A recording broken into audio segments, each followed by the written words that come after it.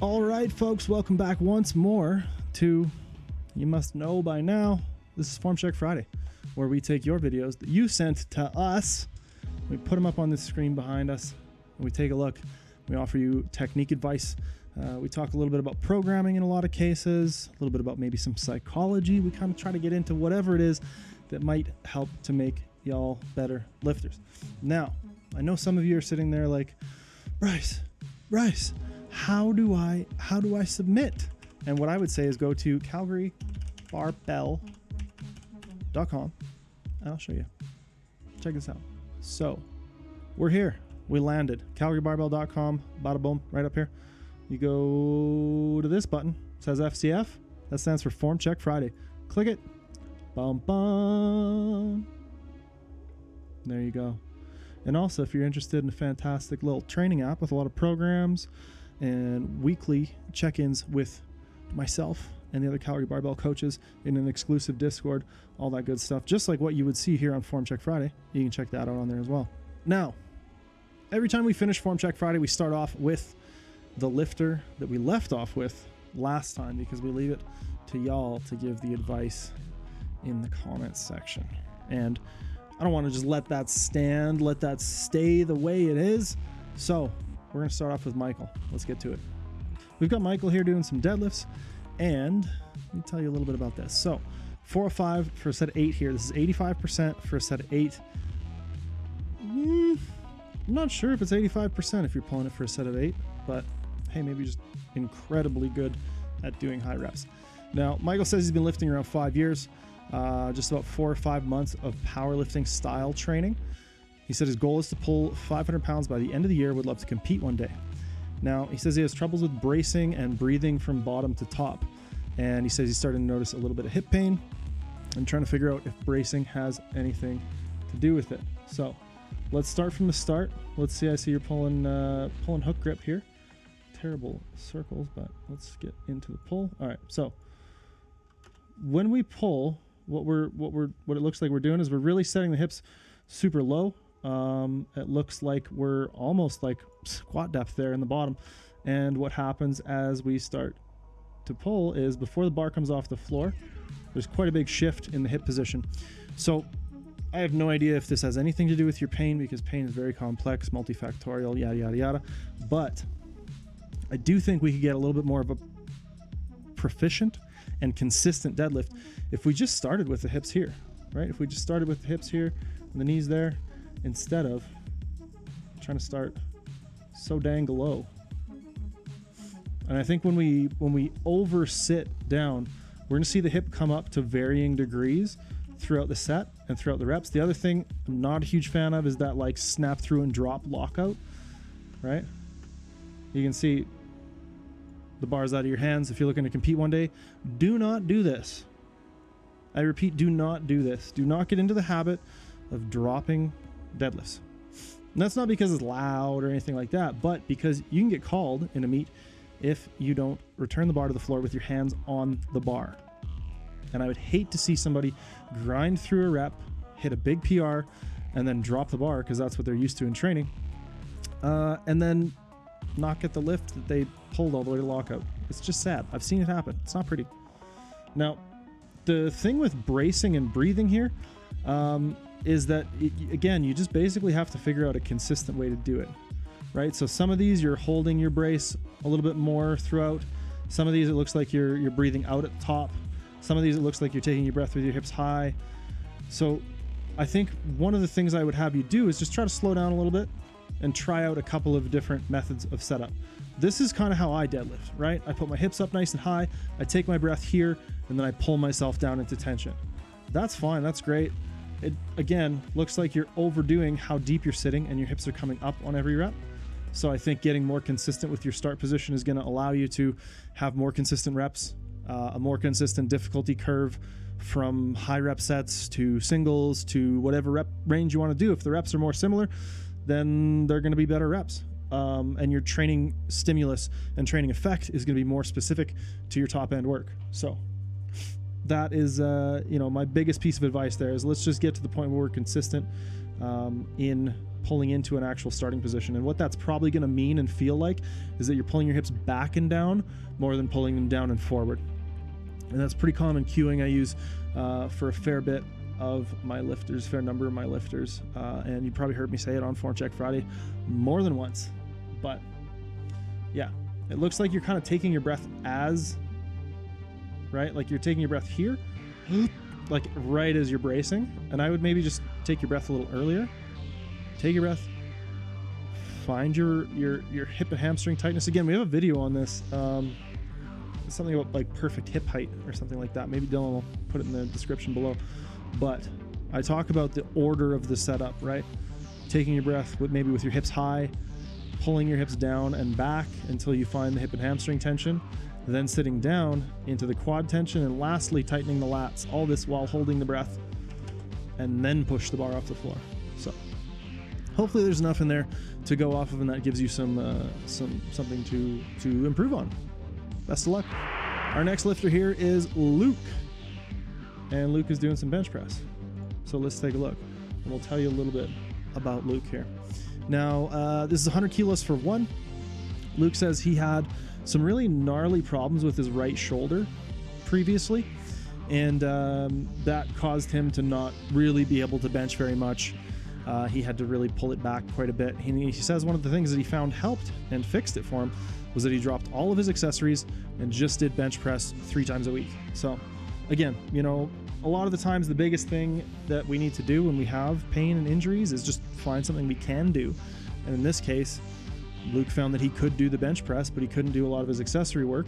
And if he used the bench press with a high frequency and probably relatively low load, he was able to gradually get those tissues back to, you know, being comfortable bearing load and straining and doing work. So he says it's finally pain-free, so this bench feels good, which is great. He knows that the pause is not there or long enough, but he's wondering if there's anything else we see here. So the first thing I see is that we're very protracted, right? Shoulders are very far forward and they're very elevated. Now, there's a lot of debate and discussion about, like, is retraction bad? Is retraction good? And I think the big thing is maybe just don't overthink it, right? We tell a lot of more novice lifters to retract because it creates tension in the upper back. I definitely think that depression is something that, you know, not a lot of people necessarily will argue on. We do want the shoulders depressed. What I mean by that is when we shrug up, this is elevation. When we pull them down, this is depression. We want the shoulder blades pulled down towards your butt, right? That's going to probably tilt your rib cage up a little bit. It's going to give you a tiny little bit of an arch. It's going to allow you to just be a little bit more comfortable generally in the shoulder. You can overdo retraction. I'm just not going to get into it. It's kind of like a missing the forest for the trees kind of thing. Basically, we want upper back tightness because we don't want the shoulders just swimming and vibing and moving around while we're trying to bench press, right? We want to create tightness. We want to create stability in the upper back. That is the priority, whether you retract or not, whether you want to go to war over it. That's cool, whatever. What I'm not seeing here is enough, I don't think, depression. So what I like to cue lifters to do when they pull the bar out of the rack is just think a little bit about pulling the bar out this way. Just a very, very little amount. And generally speaking, what's going to happen is you're gonna follow that up, or you know, it's going to coincide with you pulling your shoulder blades down a little bit. We're going to get a little bit of that depression. We're going to start to feel some tension in the lats and the upper back there, and that's where we want to press from, is when we have all that tension. So that's the first thing I'm noticing is when we unrack. I think we could pull it out a little more. The other thing I'm seeing here is that it looks like your wrist is super, super straight. A lot of times that makes it really hard to balance. Whereas if we just let the wrist cock back a little bit, make sure the bar is low in your hand. We don't want it up here and then the wrist cocked back, because then it's going to be pulling us back. We want the bar stacked over the wrist joint so that it goes kind of straight down through the elbow, or the tension, the weight goes straight down through the elbow and through the forearm. So we want the bar low, but we don't necessarily want to be like this, because you see how like this, all of a sudden there's nothing there, right? The bar just wants to fall. When we cock back, we make a little platform for it. It just pushes down like that. It's a lot easier to balance. So that can help a lot too. And then, yeah, train the pause, right? If you're benching 3 times a week, you can probably afford to do a longer pause bench press, a comp bench press, and maybe a touch and go bench press. Sometimes using a touch and go bench press as almost like an overload tool, can be really useful because it allows you to get a little bit more weight in your hands, allows you to press a little bit more. It feels good because it's heavy, and it's a pretty damn specific bench variation, sans the pause. So yeah, I would just try out playing with those bench slots and using some variations, specifically a longer pause, as well as probably working on some depression and upper back tightness when we unrack the bar and we're getting into position. So try that out. Up next is Helena, and Helena is doing some squats here. So let's talk a little bit about what Helena is up to here. So this is 85 kilos for a triple at a 9 RPE.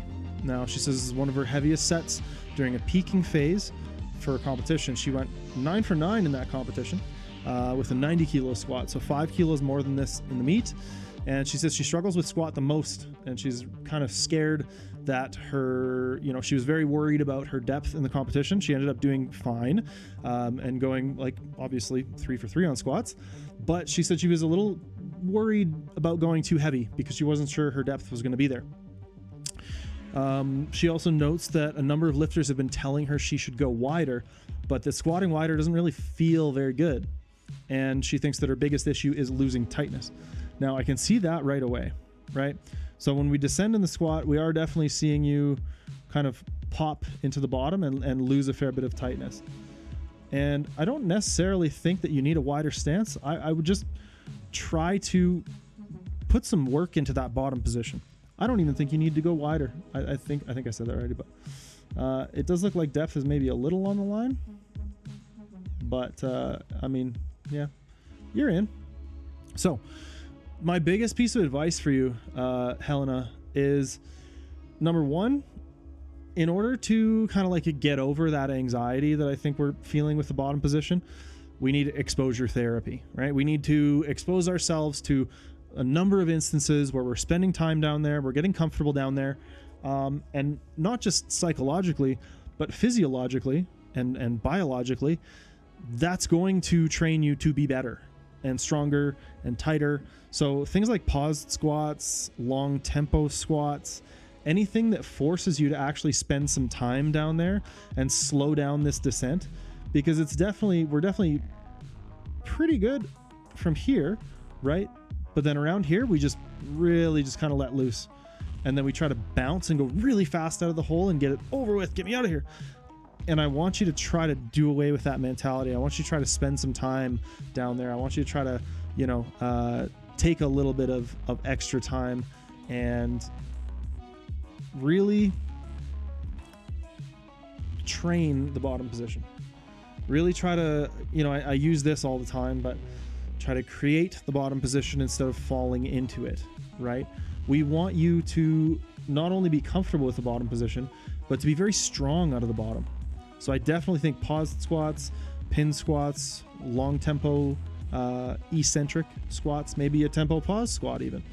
But even in your comp squat, try to use a bit more of a tempo. Try to control the bar and control the squat and control your body for a little bit longer through the range of motion, right? If right now we get to about here before we drop, and that was even a little bit, right? So we get to maybe about here, and then it's like, okay, we got a free fall. We got to hit the bottom. If we can get to here before we loosen up at all, that's going to make a world of difference in how hard this part of the lift is, because we do get pretty slow there, and that seems to be a really common sticking point for people who kind of bounce out of the bottom really hard, people who get loose in the bottom. So I definitely agree that tightness is probably the big thing to focus on. There may be some stuff with your bracing. Again, I'm going to recommend that Liz Craven video that we did, and just make sure that you're maintaining your brace the whole time, but that's going to go part and parcel with pause squats, tempo squats, training the bottom position, all that kind of good stuff. So try out some of those variations. I think they will be very beneficial for you. Lastly, we have Gideon. And Gideon is doing some bench here. Let me put this on repeat. All right. What do we got, Gideon? Now, Gideon's benching 170 for a set of 3. He says this is an RP 8.5. 24 years old and lifts in the USAPL. Now, he's competing in his second meet in November, so a couple months here. It's coming up. And he says his bench is a big struggle. He says he's got long arms, he doesn't have a great arch, and he struggles with his leg drive. He says things are slowly getting better, but would really appreciate us taking a look. So I'm going to let this play through one more time. And what I want everybody who's watching to do is, number one, go down into the comments section and offer up some advice for Gideon here. Anybody out there, a long-armed person who's struggled with the bench, let us know what helped for you. Do you see anything in Gideon's technique that maybe could use a little tweaking? Let us know. Also, if you liked the video, make sure to like and subscribe. Come by on Fridays for the live stream. We usually do some form checks on there, and we'll see you next time. Peace.